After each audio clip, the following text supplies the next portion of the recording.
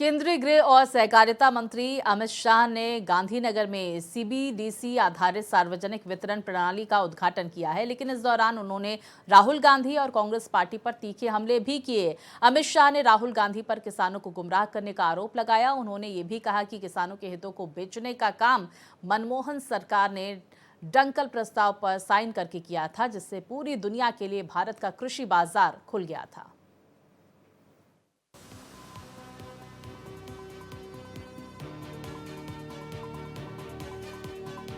केंद्रीय गृह और सहकारिता मंत्री अमित शाह ने रविवार को गुजरात की राजधानी गांधीनगर में central bank digital currency CBDC आधारित पारदर्शी, आधुनिक और सरल सार्वजनिक वितरण व्यवस्था पीडीएस का शुभारंभ किया।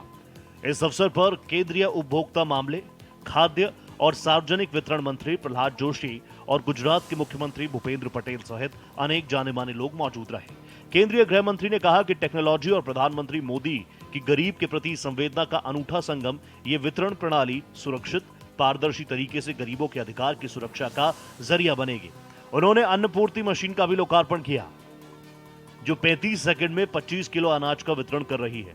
अमित शाह ने कहा कि प्रधानमंत्री मोदी के नेतृत्व में दुनिया में होने वाले कुल डिजिटल ट्रांजैक्शंस में से आधे भारत में हो रहे हैं। यही भारत 11-12 सालों के बाद नरेंद्र मोदी जी के नेतृत्व में दुनिया के आधे डिजिटल ट्रांजैक्शन भारत में हो रहे हैं। इसका मतलब है दुनिया में 2 डिजिटल ट्रांजैक्शन होते हैं तो उसमें से एक भारत में होता है। एक और पूरी दुनिया के ट्रांजैक्शन और एक और भारत के ट्रांजैक्शन। ये परिवर्तन केवल 11-12 साल के अंतराल के अंदर आया है और आज वही डिजिटल इंडिया गरीबों को सस्ता अनाज देने के क्षेत्र में पदार्पण कर रहा है। मैं प्रहलाद जोशी जी को बहुत बहुत बधाई देना चाहता हूं। केंद्रीय गृह मंत्री ने कहा कि 3-4 साल में ही पूरे देश में प्रणाली लागू हो जाएगी। उन्होंने कहा कि यह अनाज वितरण प्रणाली पूरी तरीके से पारदर्शी होगी।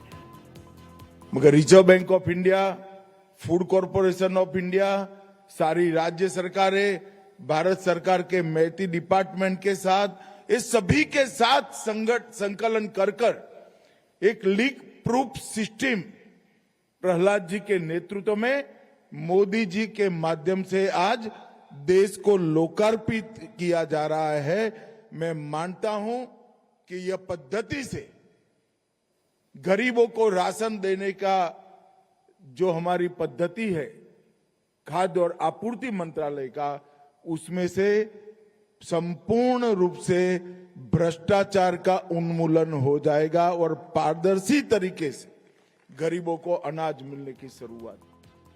केंद्रीय गृह मंत्री ने कहा कि बेहतर गुणवत्ता, सटीक मात्रा और पारदर्शी वितरण में अन्नपूर्ति मशीन सहायक सिद्ध होगी। उन्होंने कहा धीरे धीरे कश्मीर से कन्याकुमारी और द्वारका से कामाख्या तक हमारे विशाल देश में इस प्रणाली को लागू करना चाहिए। मेड इन इंडिया से ज्यादा मेड इन गुजरात एक अन्न आपूर्ति मशीन का भी उद्घाटन हुआ। सेंट्रल बैंक डिजिटल करेंसी जिसके माध्यम से, जिसके बारे में मैंने पहले कहा, पीडीएस का पायलट का शुभारंभ भी हुआ। सीआरएस के तहत गरिमा पोषण कार्यक्रम के भी चेक वितरित किए गए और consumer education and research centre और गुजरात सरकार के कंज्यूमर अफेयर्स डिपार्टमेंट के बीच में कई एमओयू भी हुए हैं। ये सभी मिल मिलाकर एक प्रकार से आज गरीबों को अन्न की सुरक्षा प्रदान करने वाले ये अन्न वितरण कार्यक्रम में बहुत ज्यादा पारदर्शिता की शुरुआत हुई है। कांग्रेस ने गरीबी हटाओ की बात की, लेकिन कुछ ठोस नहीं किया, जबकि मोदी सरकार ने तरह तरह की योजनाएं चलाकर गरीबों का जीवन स्तर ऊंचा किया। देश के हर कोने में इस सिस्टम लागू होने के बाद हर गरीब को 5 किलो अनाज पूरा मिलने का अधिकार उसका हो जाएगा। इसका मुझे बहुत भरोसा है। वजन, मूल्य और उत्पादन तिथि तीनों को उजागर करने वाले अच्छे पैकिंग में, बेहतर गुणवत्ता, सटीक मात्रा और पारदर्शी वितरण ये सभी मिलेगा। अन्नपूर्ति मशीन, आज मैं प्रहलाद भाई को कहना चाहता हूं कि ये तो गुजरात के लिए उद्घाटन किया है, मगर प्रहलाद जी धीरे धीरे धीरे यूटी गृह विभाग के अंतर्गत आता है। अमित शाह ने कांग्रेस सरकार और उसके नेतृत्व पर हमेशा झूठ बोलकर जनता को गुमराह करने का आरोप लगाया। उन्होंने कहा राहुल गांधी ने किसानों को भी गुमराह करने वाले बयान दिए। मित्रों, कांग्रेस सरकार और कांग्रेस का नेतृत्व हमेशा झूठ बोलकर जनता को गुमराह करता रहा। मुझे तो हंसी आती है, इस देश की पार्लियामेंट में कांग्रेस के शहजादे राहुल गांधी किसानों की बात करते हैं। मैं आज उनको कहना चाहता हूं कि आपने किसानों का कितना अनाज खरीदा था? 10 साल यूपीए सरकार के, मनमोहन सरकार के और 10 साल नरेंद्र मोदी सरकार के, हमने आपसे 15 गुना ज्यादा अनाज एमएसपी पर किसानों से खरीदने का काम किया।